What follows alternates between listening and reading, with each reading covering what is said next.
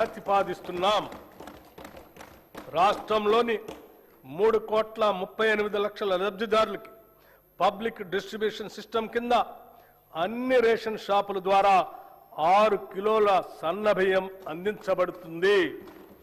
దీని ద్వారా ఆహార భద్రత కల్పించడంతో పాటు ప్రజలకు నాణ్యమైన పౌష్టికాహారాన్ని ప్రభుత్వం అందించగలుగుతుంది. గత ప్రభుత్వం 10 ఏళ్లు రేషన్ కార్డులు ఇవ్వకపోవడంతో ఎందరో పేద ప్రజలు సంక్షేమ కార్యక్రమాలకి దూరమయ్యారు. ప్రజాప్రభుత్వం ఏర్పడిన తర్వాత అర్హులైన పేద కుటుంబాలకి 15,12,000 కొత్త రేషన్ కార్డుల్ని జారీ చేశాం.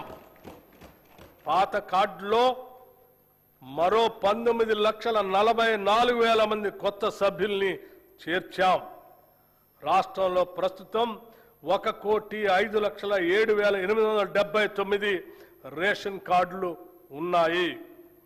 ఈ బడ్జెట్లో పౌర సరఫరాల శాఖకు 7,366 కోట్ల రూపాయలు ప్రతిపాదిస్తున్నాం.